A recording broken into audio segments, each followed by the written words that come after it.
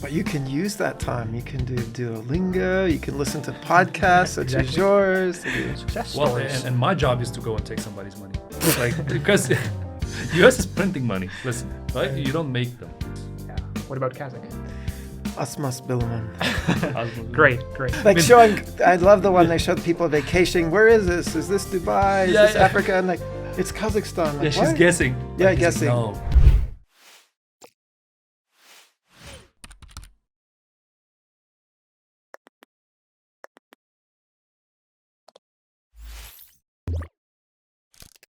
Welcome back, everyone. Welcome.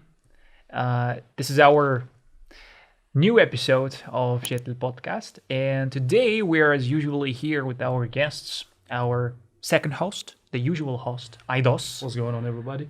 Welcome. How are you, bro? Good, man. Thanks. Yeah, great. We're back. Welcome, good mood. Tom.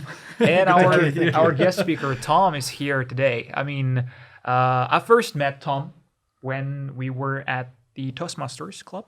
Yeah, I couldn't make it. Yeah, I remember. Yeah. I think every Wednesday, 7 p.m. or something, they have a Yes. gathering. Yeah. exactly. Welcome. Good to have you here. Thank you. Yeah. Glad How are to you, be Tom? here.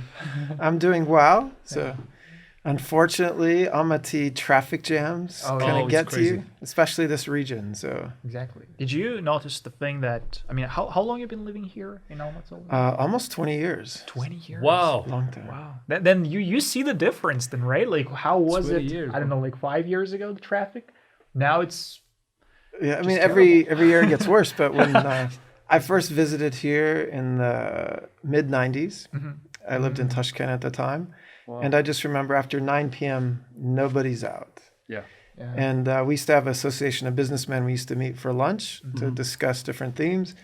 And you could travel anywhere in the city. It would take you 10, 15 minutes. And then within a year or two, you couldn't meet for lunch anymore because it took 45 minutes or an hour. yeah. And then That's right. that was just to get there. Then you have no time to meet. So Yeah. Yeah, especially for the past few months, it's been crazy. The traffic in Almaty, it used to be in the mornings and the rush hours. It used to be like morning and evening. Now it's like anytime you get on Al Farabi, you're just stuck. I think that's because, I mean, first of all, the recent things, the recent events that happened. So then a lot of people are moving here. And also maybe the thing with that a lot of people from areas from other parts of our country are coming, and then the coronavirus ended up, and then people are again like kind of gathering at one point, you know. Yeah, you here can in Almaty. feel that it's been like you Tough. can feel the population is growing in Almaty because of the the price, the raising and all that. yeah. I don't know. I think it's just like 2.5 million people living here in Almaty. The recent news on they said that for a very small city, I mean, let's be honest here, Almaty itself is pretty small. It's too small. Man. Yeah, I mean, comparing to, I don't know, Istanbul and other cities. Even like every day I take my kids to school. It's like I think it's almost 3 kilometers from where I live. So I drive there like 45-50 minutes every morning. Yeah. And during the nighttime, it just takes like 4 or 5 minutes. Yeah. So it's crazy. Yeah, you waste. And I actually I did a calculation. I counted. I waste 3.5-4 hours per day just driving. But you can use that time. You can do Duolingo. You can listen to podcasts such as yours. He does. I do. Do you? I do. I get on. I watch things, bro. Yeah, So you just and you cannot. The sad part is you cannot even talk on the phone or call somebody on video. So if you see I have a friend who used to drive, and same thing happened. It used to take him 15 minutes and started to be 45 minutes. Yeah. So he just started ordering a taxi, and he was like, "In the taxi, I can work, I can sleep, Remember, I was telling and you it about pays this. for itself Yeah. through that because you're being productive." You guys have your own cars, right? Yes. Yeah. Yes, we you do.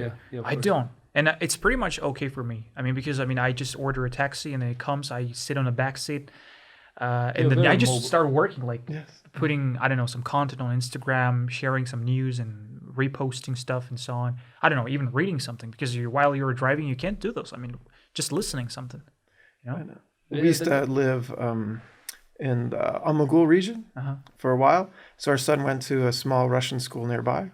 Our son's now a grad student in America, so this was quite a few years ago.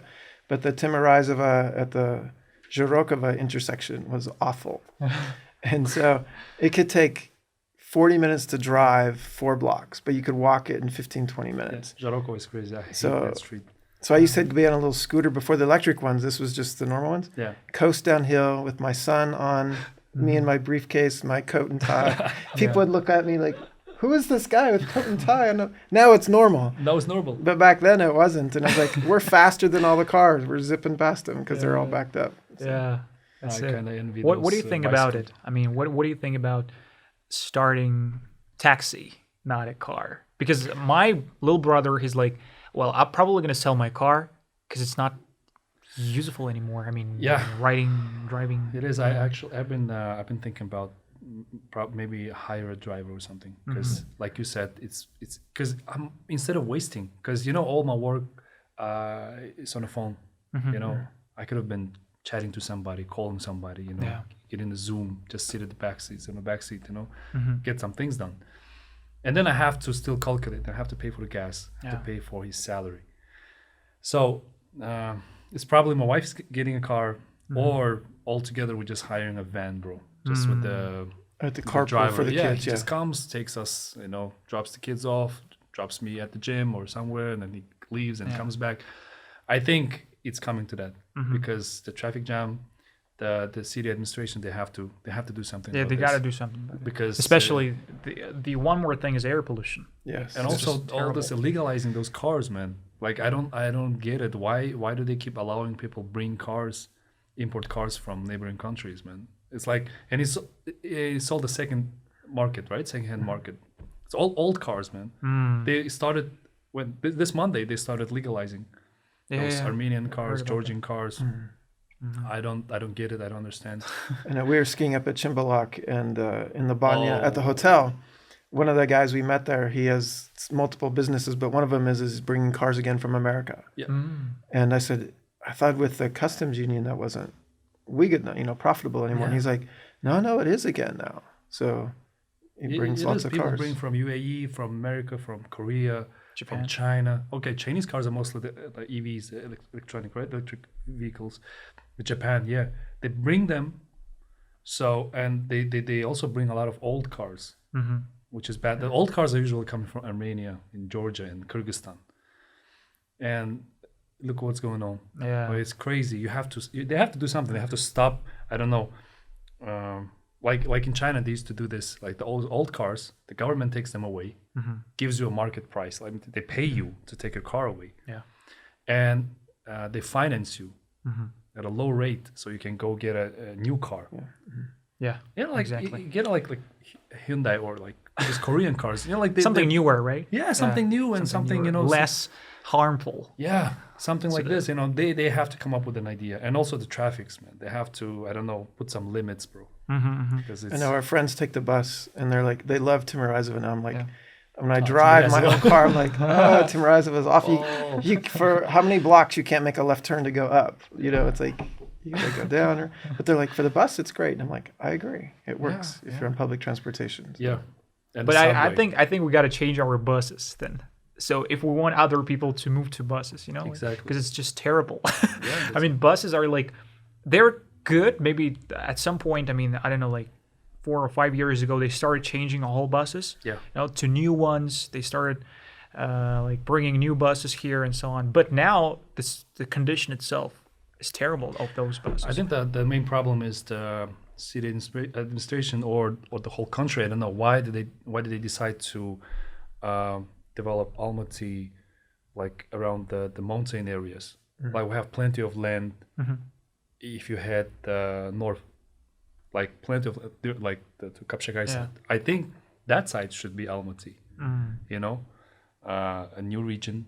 Almaty city is like growing towards north. Well, one of the reasons is the air is cleaner when you go up higher, so the air pollution is less, and down low the air pollution and the smog just flows downhill. Also the prices. Closer to mountains, everything's more expensive. Nicer apartments, restaurants, everything. So it's like, you got money. So, I mean, we actually live 2 kilometers above El Farabi, above Mega. And so Well, it's a nice place. It's nice. The air's clean. And and on the other side in Kazakh film. Oh, it's Sofo always Salata. But like on our street is very different, right? You have the big new houses that people have done. yeah. But then our house is very modest, I think 167 square meters, not very big. But for us, it's great. Our two kids are now grown up. It's pretty big. And, but we can have people over, and we've done a lot of work in our yard, and the air's cleaner. But then on both sides of us, people still use outhouses, Yeah. the toilet on the street. Yeah. And then down further, though, there's the big houses that, dwarf our home. Yeah. And so it's very varied, even in a neighborhood, what it's like. But the thing I like, our neighborhood's really fairly safe. The neighbors are friendly. People look out for each other, help each other. When our children grew up, they became friends with all the kids in the street. Our son knows, Dimok and Zaka and Karim, and they're the friends that he hung out with. That's so. cool. That's cool. Almaty is a very, it's a very strangely designed city. 20 years living in Kazakhstan as a foreigner, and you probably do speak Russian, right? Yes. Yeah. What about Kazakh? Asmas Bilaman. Great. Yeah, I mean, the question was, it was just on my mind. How did you adapt yourself to Kazakhstan's reality, I would say? How the process itself of adaptation. That's our mentality. Yeah. The way we think. Because do you feel yourself more comfortable? You are the U.S. citizen, right? Yes. Yeah. So do you feel yourself nowadays more comfortable living in Kazakhstan rather than U.S.? Would you, if you would go to the U.S. again, would you adapt yourself back to the society of the United States? For our children, I think it was an interesting process. There's something called TCK, Third Culture Kids. And have you ever heard of that phrase? Yeah. So it means you grow up and you hold like an American passport, but you live in Kazakhstan. So you're not really American because our children grew up here. They're not really Kazakh. Yeah. Because different language, different cultures, foods. And so as an adult, it's a little bit different. But you do change. You go back and you don't feel perspectives on life change. What's important? Like we love here that in Kazakhstan, people still really value their elders. Yeah. There's respected and customs and looking out for one another. We like the fact that people are very, hospitable, inviting people in. Our son just got married in November in Salt Lake City. Yeah. And so actually we took some Kazakh traditions from the weddings to American wedding. So people say it was like a Kazakh toy. They had 325 guests. Wow. Which is big for American. Yeah, that's cool. And but then the rehearsal dinner, the night before, we gave multiple people to do toasts and say something. Because that's one of the things we first experienced a Kazakh wedding here. Everyone got to give a toast, which was nice, but after 5 hours, it can be too much. But some people write their own songs. They do different things. They're very creative. But in America, two people give toasts, and that's it. And why not give many people an opportunity to say something? Not everyone has to. And so we tried to incorporate some of those things in some of the games and making it interesting. We brought some little kurt so people could try it and Nice. things like that. That's interesting. That's really cool.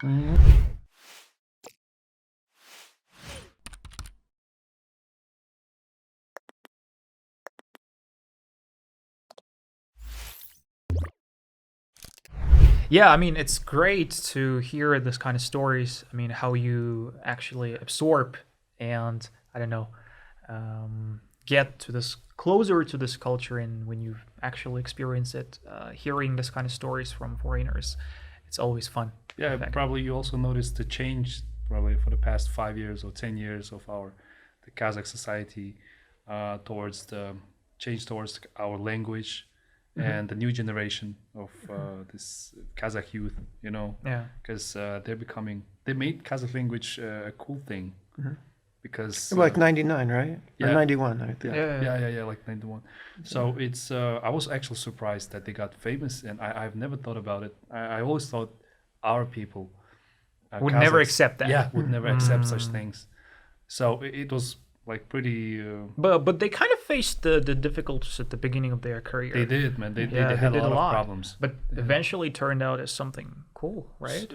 So I also hope that you see, like Tom said, like he liked our customs and the way we respect the elders, and I really hope that Kazakhstan, that the next generation that's coming, that we will somehow find a way to keep our traditions and be a modern country simultaneously. Japanese people? Somehow. Like Japan. Japanese Japan. role model.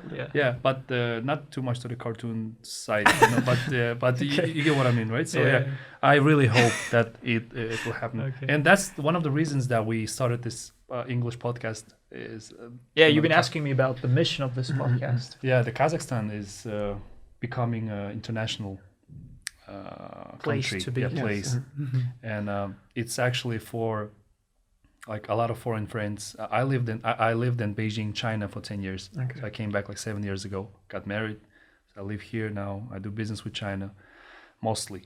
So a lot of friends from Beijing that they're from America, they're from Europe. They always ask like they don't have any idea of what is Kazakhstan. So, but they always see sometimes on the news, and they don't know if Kazakhstan is closer. So, is it a part of Russia, or is it a friend of the West? Because Or is it independent? Yeah, because we play football in Europe, and we have this nice relationships with the Western world. Like I think it's one of the best relationships in Central Asia, not like our neighboring countries. So. And I searched Kazakhstan on YouTube, and you can find like a lot of contents about our country, like a lot of information. Only except those like Air Astana ad, or which they have some great ads, by the way. Like showing, I love the one they showed people vacationing. Where is this? Is this Dubai? Is this Africa? And like, it's Kazakhstan. Like, she's guessing. Yeah, guessing. Like, no, it's not Dubai. It's this. They have sand. They have ocean. They have this. They have the forest. They have the mountain, the lakes. Yeah. So it's a pretty cool ad. So something like this. But when it comes to entertainment, you're saying we have a lack of content on YouTube. A lot of content, because when they search, you want to visit Kazakhstan, you want to know something about this country before you go. Yeah. I always do that. When I travel, I just Google like top 10 things to do in blah, blah, blah country or city. So you don't have that on YouTube. So we said, you know what, let's start it. Obviously, we're not going to make any money off this at the moment or anything. But since the Kazakhstan youth is growing, for the past 30 years, a lot of Kazakhstani people went out, came back. They speak English. Yeah, you can see it's growing, the interest. Our doors are open to the Western world. And it's #1 language in the world, right? So international. And I said, Mighty, let's start now so that, after 5 years, 10 years, we'll be a professional. We will be the ones, the first ones. Yeah, let's start. Let's forget about the money, expenses and stuff. Exactly. We don't think about it. This is a mission. Long-term mission. That let's do our part. Yeah. Do something like this on the YouTube. So when a foreigner is planning to come, or he got a job offer in Kazakhstan, like he might want to know something. He taps, he gets on YouTube, sees Tom, living for 20 years. Yeah, so safe and sound, happy, with a lot of rich, different cultural background. So I think the mission is this. So in short, yeah. And it does take different things. We've had people come visit, and then they see the mountains, like, oh, if I'd have known you had mountains like this, we'd have come earlier. Yeah. It took me, my brother visited over this Christmas, came with our younger son who came home for Christmas. Wow. His first visit in our whole time here. My wife's sister has visited. Her brother used to be a pilot for FedEx, so he'd visited a few times on kind of commanderovkis, business trips. But it's great when family comes. But there is this barrier, I think, to come. It's a long distance to come. And I think as they see that life here is nice, it's normal, and people are like, are the people nicer? I'm like, well, everywhere you go in the world, there's good people and bad people. So it depends who you connect and meet with and hang out with. So exactly. And we've met some really great people here. And you're happy, like totally happy living in Kazakhstan. You don't think that you are missing some other opportunities. You're not experiencing FOMO, I'd say, living here in Kazakhstan. Because I have a lot of friends who are working, like Kazakh friends who are working in Booking, Google, and Apple. And in Amsterdam, probably. A lot of them are like influencers here, but no one kind of recognized them there. Also, a lot of Kazakhs, they love to move from Kazakhstan. Like they would love to leave as soon as possible, but instead that you're a foreigner, you have a chance to stay in the US, but you here, so you don't have that feeling keep thinking about I should go back, I should move back, or you don't have that, or do you feel like completely home? I mean, I think we feel like it's home here. I mean, this is where our kids grew up. But at different points, we went back for longer periods at time, taking care of our parents, who have now all passed away. For my mom, we went there for several months, and for my wife's mother as well. So I think those are things that you miss, like, seeing family. That's the missing out when there's family reunions. You can't be there for that. So we try to maximize those when we can. I mean, it was actually interesting. Before my mom died, I realized in the 3 years before she died, I saw her more often than my 3 other siblings who lived in America. Wow. Because we made a point to go back and see her. Yeah. She was in Montana, they were in Portland, Seattle, and Denver. It's all like 10, 12-hour drive. But it was far enough that I got there more often than they did. So, if you make an effort, you can keep those connections going. Yeah, sure. Depends on you, I guess, right? Like of course, the way you put your priorities and stuff. Yeah. I got a question, just to start a new topic. I was really curious about there are certain stereotypes since we're running a business nowadays and working in the business, and you hear a lot of things about business culture in the US, how people do business there, how people are being raised as an entrepreneurs starting from the childhood, they're, I mean, I don't know, maybe those are the stereotypes we face here, without seeing the reality of how things are really there, right? So the one big stereotype is raising up the children, and then giving him chances to I'd say to become a early entrepreneur or businessman from the very beginning, like teaching him how to make money, how to make cash, and financial literacy, right? And then, is it really like that? For example, we hear those kind of stereotypes here. Is that true or not? If you're like having a child and then you start pushing him or telling him that you're gonna be part, you're gonna be this. You're gonna be the part of the society soon, of a capitalistic society, of a harsh capitalistic society soon, and then you teach him how to become a businessman or entrepreneur, starting from the very childhood. Is it like really true there in the US? It's the social media, I think. Yeah. Because here in Kazakhstan, I think parents are trying to, I don't know, like... I know we have this in in America they teach like this, in America they do like this, in America. That's, I think it's the social media, man. Really? I think they're still like... I'd like to hear that from the real American. From the real American. Well, I've lived here for a long time. So, sometimes what I remember of America is not what America is like now. Culture, society, practices. So actually, with a good friend, we have debates about this. Yeah. Can anyone be an entrepreneur or a business person? Yeah. And as I've done reading and I've talked to a lot of different business consultants, I agree with them that say 3 to 5% of people have the mindset, the mentality to be an entrepreneur.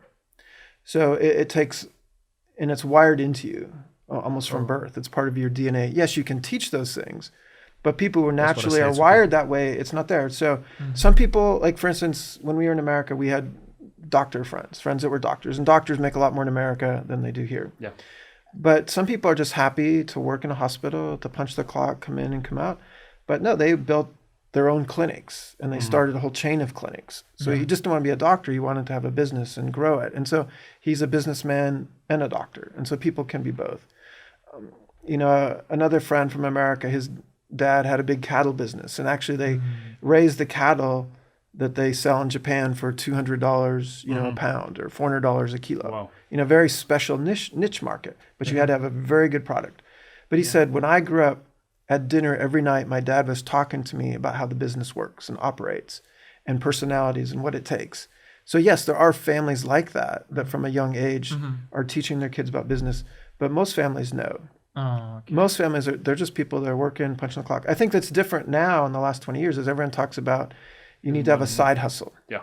So here's your job where you get a salary, and then you try and do something on the side and make it happen. my mom tried out various things, with Amway, some of this affiliate marketing. Affiliate marketing. Yeah. But for most people, it doesn't work out for them. It works out for a few people. Again, it's probably the people who are wired as an entrepreneur who make it go, but the rest are just feeding the pockets of those that know how to make it happen.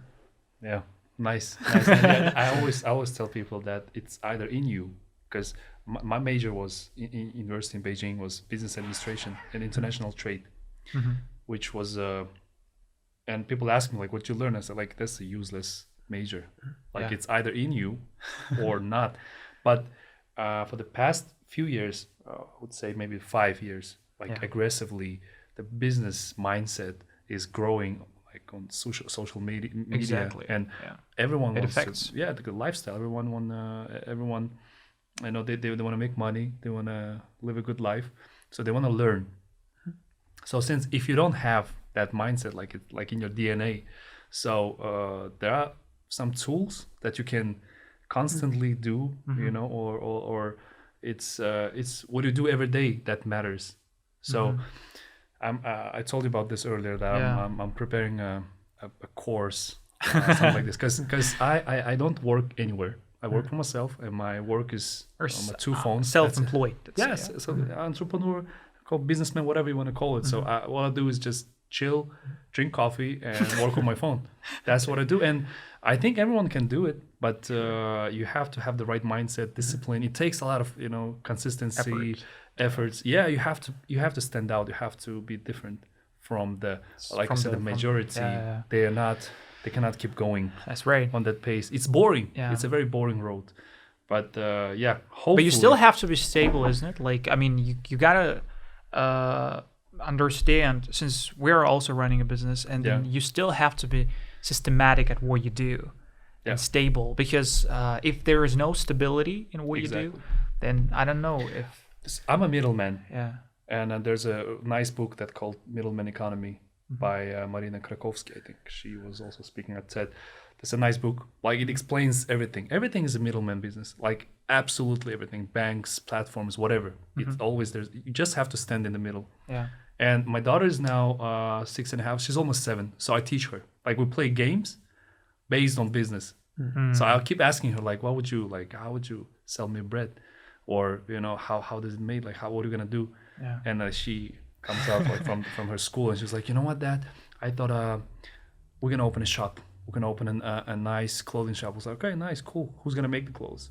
Like, do you have an investor? She's like, what is investor?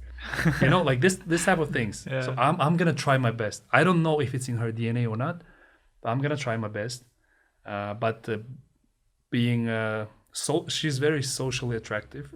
Like she talks, like it's very easy for her to she feels free. Make friends. Yeah, so it's fine. Like I'm kind of like that. So I can see that in her. Like so she has a chance. I have to do something about this. Yeah, hopefully just have to put her on the right way. Because if you see something in her. Yeah, we were growing up like we didn't have, because it was Soviet Union. Like people were not thinking, they didn't have that mindset. People were like, just. Don't die, be safe, have bread, go to work, don't steal, don't lie. That's it. Like, and they don't teach you a lot of things. Yeah. Yeah.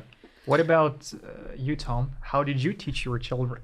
That's an interesting thing to know about. Well, I think it's unique. Like no, it's different. Like our son, like I said, he's a grad student in astrophysics. He just got married, and for him realizing that he's academic mindset, more socially minded, giving. And even realizing for myself, like, I'm involved with Toastmasters. And so Toastmasters is a great way to help other people develop and to grow. Yeah. And I think that's where we've seen people who join the club who may be working for someone else and maybe have a little bit of that entrepreneurial spirit. But through Toastmasters, you learn to present your ideas well, clearly, succinctly, structured, organized. And so a lot of people through the club have met other like-minded people, have found fellow business partners, or they've learned how to pitch their ideas. Like nice. One of our members, Aliya Shaikina, helped prepare the Technovation. Remember the Kazakh young girls team that won the worldwide? Yeah. So one of our Toastmasters members helped them prepare their pitch. Wow. And so because you can't just have a good idea. Can you sell your idea? Like you said, can you get investors to want to be a part of it? And so Toastmasters does that for people. So some people left the corporate world One guy started his own Toastmasters in the Russian language, Yas Batyrov, the Orators Club. Whoa. And that was a business. And then it led to other business training opportunities. Yeah, But before something like Toastmasters, you don't have the confidence or you don't have the skills or the network to help you do those things. Yeah, the slogan itself is where leaders are made, right? Yes. So I think it's inspiring. I mean, I have experienced Toastmasters first time when I was like 8th grade or 9th grade. That was the first time. Yeah, Big Zot. He kind of invited Big Zot. me. Yeah, Okay. he was my first English teacher at that time. So he was like, come on, I man. keep forgetting you're young, man. Yeah. He was like, come on, let's join it. And now, at that time, it was first holding at QMAP University. Okay. The first time. So I was there at the first time. And when I saw that community for the first time, it was like a shocking thing for me because I've never been abroad at that time. And they're embracing this culture and so many people looking around and you see so many foreigners and so many enthusiastic people who are talking English, speaking English. And then you're like into this community. And then you feel that something happened in you. Yeah, like some new neurons kind of appeared in my mind. Some barriers in my brain. So I understood that it's a great place to be. In fact, it's a great, I would say, chance for younger people, especially. Yeah, put the information below this video. Sure. I'll leave the link. Let's go and see. Yeah. I think it's a great place to be because my personal journey of learning languages and I don't know, like an entrepreneurship and everything started from that thing. Yeah, I like those type of events or communities because that's like you said, it's a great place for networking. Yes. Because I believe 80% of the success is networking. Exactly. Of the people who you know how many important people you know, how many important numbers you have in your phone. It matters a lot. That's right. But I mean, actually, at Go Viral, we did a seminar on networking once. Like, how do you actually break the ice? And then the first speech in Toastmasters is called the icebreaker. How to break the ice, how to introduce yourself, and how to do it quickly in a way that's interesting and engaging, not going down like a CV or just chronological history. But you're right. I agree. Networking is a very important skill, especially if you want to be an entrepreneur. That's right.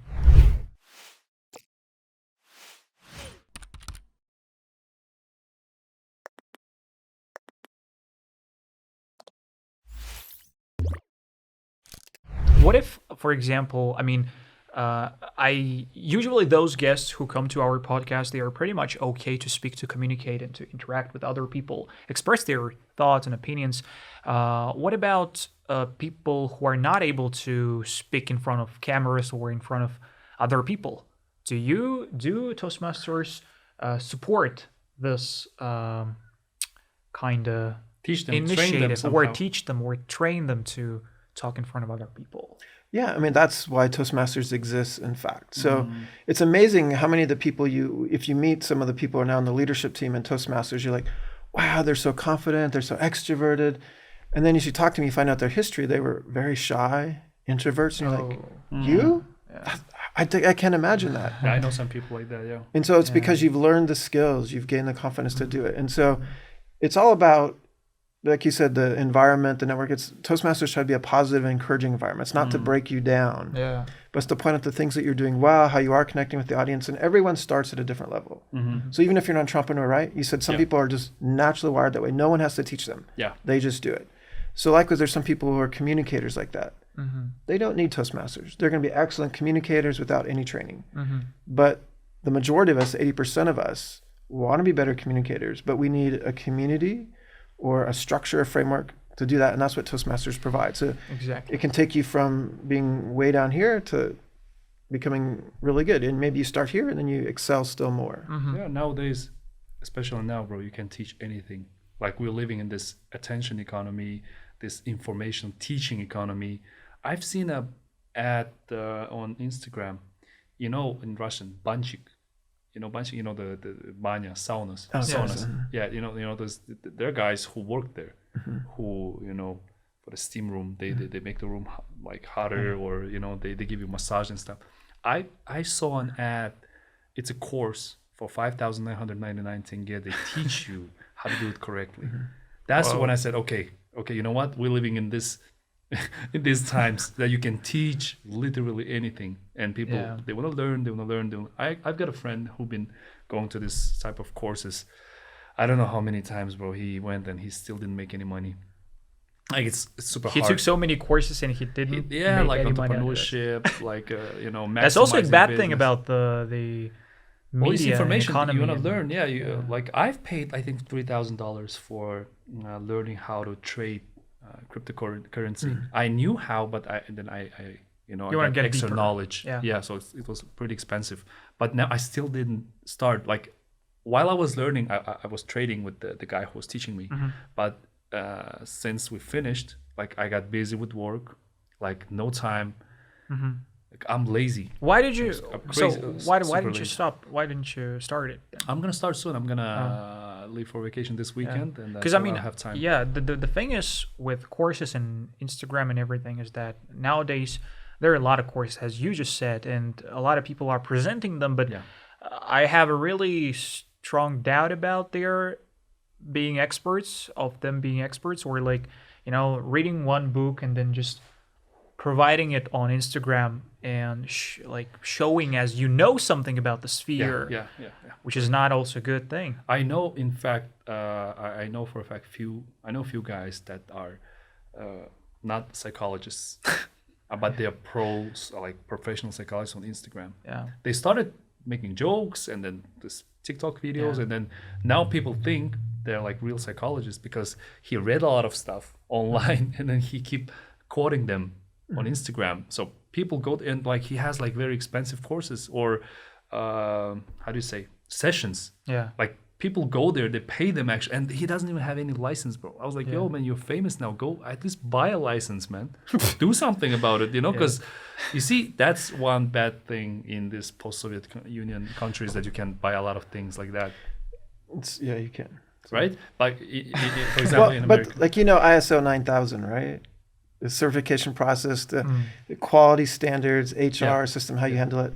There's a lot of companies here that just buy this so they can put it behind their name. Yeah. So we remember we were selling some of our service trainings to a company, Becker, right? Yeah.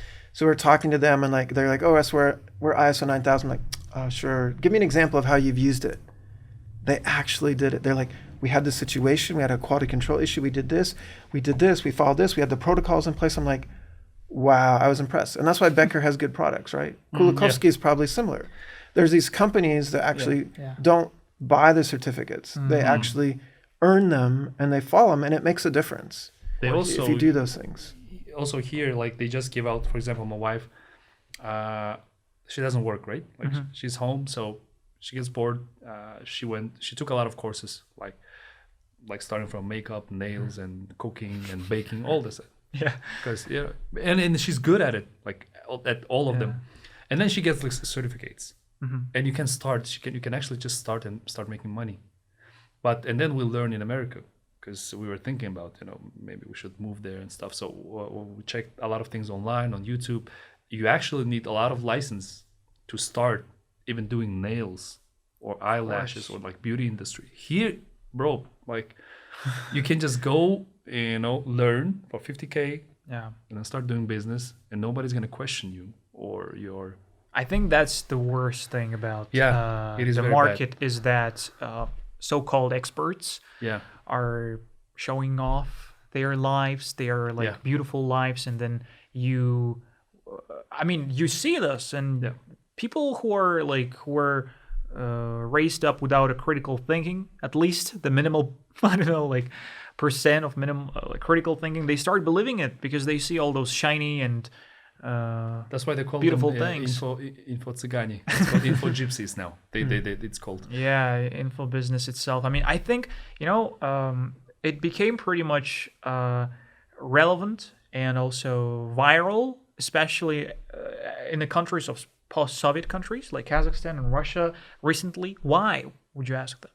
Because maybe we have real problems with people who are less self-confident and who have really. Well, I think that's scams. everywhere in the world. Yeah, really? So, yeah. Okay. Did What you about notice the US? Scams. There's so many people that lack confidence for different reasons. Bullying, Yeah. image issues. Like people post and they're all the beautiful things. Then you see the people in real life. You're like, oh, they're not that way.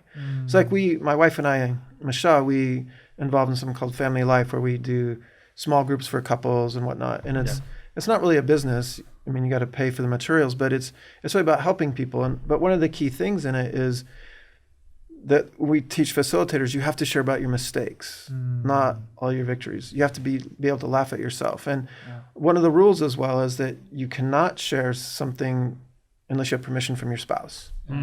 Because one time I shared something that I thought his story made me look bad. And later my wife's like, no, I think that made me look bad. And I still disagree with her, but I realized that's how she feels and I need to respect that. And then, but when people get in these groups, we're not the only ones that struggle, because people put on masks, right? When you go to the office, or if you go to church or wherever you go, like, okay, we're good people. Here's our masks. Don't see who we really are. And then when people start opening up, they're like, oh, you have the same problems. Oh, okay. We're normal. We have hope that we can overcome these things. That's the attention economy we're living in now. As long as you can get some attention, you can monetize it, make some money on it, good or bad. Yeah, I haven't figured out how to monetize things yet. I don't have that entrepreneurial. I want to become. I want to like have my own course to teach. I want to show them my failures and stuff. I've been like scammed a lot of times. I mean, like scammed, lied to, and stuff. You know, in Kazakhstan for the past 7 years. But I want to teach them something. Are you going to share whole experience or only Chinese? No. How to work with China, right? And logistics. I want to teach how to be a middleman. And so you're going to give like practical tools to mostly for the youngsters, for the students, because it's better you start earlier. Yeah. Because I was lazy. I am still lazy, but I'm very disciplined. Like I wake up sad or happy, and it doesn't affect the things that I have to do, by my plans. Like I go to gym, I can go to, that's a sad gym day, I can go work out, be a very sad person, but it's okay. So I want to teach them how, to stay lazy, be productive, and still make money. Doesn't matter the major you chose. And for example, you chose to be a lawyer, and then you found out that you don't like to be a lawyer. What are you going to do? Yeah, you can make some money. So that's what I want to come up with, and become one of those Info-Gypsies, right? So, okay, hope it's gonna work out. It's good. Yeah. I mean, I've been facing these things recently on Instagram because honestly, I feel you myself. You got a lot of good attention, bro. I do, but I mean, it doesn't really mean that I have to be one of those people, like selling. People idolize you now. Yeah, selling products. In the comments, they're like, "Wow, he's so handsome, tall, and has this." It doesn't mean that I'm an expert enough to sell something. He doesn't say bad words now. He's trying to maintain the image. So it's just like I don't feel good because all those things, they kind of affect the society. Do they? It does, of course. Yeah, because I mean, you start showing off, and then you show all those things on Instagram, and then people they do follow you, and they buy your courses, and they get, I don't know. You don't make money; you take money. That's how it works. Yeah. In exchange, you give them a nice English courses. But that's a different thing. I mean, English courses is a real product. We're talking about the so-called success stories. And my job is to go and take somebody's money, like because US is printing money. Listen, right? You don't make them. You take them. So I have to find a way to take them legally with them being happy. So it's a win-win. Yeah, and it's very hard to come up with this thing. In China, billions of people, any Chinese can scam 1 million people per $1 each. Nobody's going to sue him. He's a millionaire. You see, and that's it's not a win-win. that's just scamming people. So I think it's a pretty hard thing to come up with. So good or bad, I think you have a good you have a good attention. I think you should keep going, and it's we are doing, but we also think about our own, I'd say the role, the thing that you can give to people. It has to be high quality, and then I don't really want to I would call it a selling a face. Yeah, you're selling your face. You put your, I don't know, authority or your name on the table. Tom probably doesn't know that I have a TikTok channel, and I give very bad advices, because I wanted to start giving business advices, but then I noticed too many people are doing that. Okay. So I need to stand out. I need to get some attention first. So what do? I became a toxic mentor. I give people toxic advices, how to mistreat women, how to cheat on And people women. take you seriously, right? And they Very start doing seriously. it. Yeah, and then I was like, okay, you know what? I should put a disclaimer. Like on every video, I have a disclaimer that it's a joke, it's a personage, you know, that I'm acting. So and it's going really good. And people think that I'm so toxic that I got people seeing me in the streets with my family. I got 2 kids with my wife, being a family man. They see me, they expect me to say some, you know, slick things, to say some toxic things. It's like, oh, the toxic mentor, you know, that they yell out. I was like, hey, you know what? I'm You a probably regular didn't man. read the description. That's how it is. Yeah, I'm trying to convert those followers into my future clients, at least 10% of them. Yeah. But it's too Interesting. early. I've got a whole year of work now. You have got a plan. You're going to work your plan. Yeah. You're disciplined. I've gained 74,000 followers in 3 months. Now my goal is to like 500,000 or 1 million followers, and then take money from the 10% of them. In exchange, I teach them. Yeah, Well, I mean, give that was the Facebook model, right? Yeah. Initially, you get lots of followers, Yeah, and yeah, then you figure out how to monetize it. yeah, hopefully it will work out, because you know that the world is moving towards the technology. We're not gonna get rid of technology anymore. Yeah, If not, we're not gonna, for sure. you know, Yeah. totally marry the technology, because you know Neuralink, the whole Yeah. world. Look at the whole AIs, what's going on, the ChatGPT. Did you see what's doing the Yeah, ChatGPT I've heard AI? of it. Wow, man, it comes out with formulas, it comes out with essays, books, and stuff. Yeah. It's crazy. Codes, they're writing like IT codes for apps, Yeah. the AI, and I believe that ChatGPT AI that we have, that like public has access to, it's just like maybe 1 or 10% of what actually the government maybe. has. Interesting. Yeah. Yeah. I got a couple of last questions for you, Tom, and Aidos also. The question is, just to resume, just to conclude the 2022, how was this year for you, the past year? What kind of things you can share with us? Well, as I already shared, a highlight of our year was our son getting married Oh, congrats. and having the wedding. It was November 12th in Salt Lake, and so he met his wife at church, and so she loves people. She's like Kazakh, very hospitable, inviting people into her home a lot, and so I think you're always blessed when your children find a good spouse.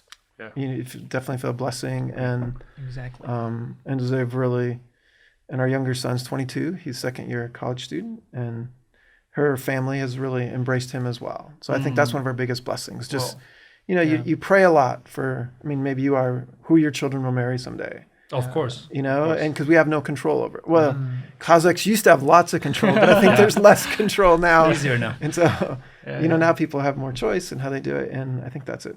But I think the year started off in January. Wow. Wild. I found out the second week that I had what's called a dissected carotid artery, which means there's a kind of like a hemorrhage in the artery that goes up to your brain, and as it swelled up, it pushed on the nerves, which affected speech and swallowing. Wow. So I make my living speaking, right? Yeah. So, Yeah. so you go to the doctor's like, do you feel anxious about your opportunity to earn income in the future? I'm like, yes, very much so. But at first I didn't know what it was. Thankfully, we were in America and had I guess God's providence. We had an appointment the next day set up at Mass General Hospital, just a regular checkup. And so it's very hard in America to get into the medical system. I don't know, like here, but you can wait months to get appointments. that's right. And so we got in and they found out what it was very early on. But when they first thought it was a brain tumor, so for 5 days until they figured out it was something else, they said you have an inoperable brain tumor. And it changes you. And you're like, that you practice gratitude, right? What am I grateful for? And it's like, wow, can I really trust God in the midst of this? Can I really be grateful? And thankful for my family being there. But it's like being a second time being born. Yeah, it really is, because you realize everything can change in an instant. You can think, I'm in control of my life. I can do this. I can do that. Wow. Just like 2 days ago, there's an accident in Al Farabi, 11:30 p.m. 3 people died. Yeah. Oh. My wife and I were talking about realizing I can be on my side of the road, following all the rules, doing a good job, but I can't control a car flying over the other side. There's things outside our control. Exactly. And I think for that I think I'm losing some of that freshness of like, I have a second chance, life again, because my voice did return. I could swallow again. normally. And Oh, thank God. It's like let go and let God, you know. Yes, yes. Just start trusting more. Yeah. for sure. Wow. Exactly. Well, so it was in January, so you were not here while the January events were taking place. No, actually, we were in America at the time, and when that happened, so actually, this is related to some of my condition because they're like, at first I thought it was just anxiety causing Yeah. the, it felt like it was affecting breathing, swallowing, and you can, Sure. anxiety can induce those types of symptoms, and so when they tell you you're having problems because you're being anxious, it makes you more anxious. Yeah, I agree. And at the same time, these things start happening. News. The news, and we're trying to call our friends. We can't reach people, and we're like, "What's going on? How are our friends and people, colleagues, and different people?" And you couldn't reach them, and That was crazy. so it was really high anxiety. And then, soon realized that people were safe and they were okay, and then things Yeah. calmed down. Yeah. That's right. Yeah. What about so you? I think Aidos? I think it's the same for everyone, man. Yeah. 22 was started off very wild and loud, dangerous. Yeah. I think the second half, after like summertime, was nice. Yeah. Yeah. The second I think one. for us, like your Yeah, job, that's your right, work, that's my right. business, like It was good. yeah, it was. It pretty started much like okay. towards the end of the year. I think Mhm, things started changed. As you can feel, the rabbit is it's fluffy and nice. Tiger was that's Pretty how harsh. we ended. Yeah, so I think that everyone had, like, even the people we know, they all of them had like issues, some family issues, some health issues. That's Like things right. were going crazy. So yeah, I'm glad that we finished off the year nice. Starting off with the new episodes and new season of our podcast, and finally having Tom. Yeah, Eventually, it's nice. Yeah, it was great to talk. Actually, pretty much. I think that's pretty much okay for today. Yeah, let's wrap it up. Thank you, Tom. Thank you for Yes, being thanks for here. having it me. was, It was So, great to good talk to having you. you, Yeah, we've been waiting for you, as Idols just said. Having a My Tom mission is here. accomplished. Really. Great. Yeah, maybe we will try to talk to you later. Maybe having your wife Michelle here as a guest, and that would be nice to talk to her again. Our podcast is a first- long-term project. Yes, yes, that would be a first female guest speaker. Yeah, we didn't have. Yeah, exactly. So thank That's you it. guys. Thank Thank you you for guys. joining. Thank you for watching this episode. Put the thumbs up and write down your comments if you got anything for yourself. And subscribe to our channel on Jetil KZ YouTube channel. See you soon in the next episodes. Goodbye, Bye-bye. guys. Thank Bye. you. Thank Cheers. you. Goodbye. Sabolingus. Yeah, so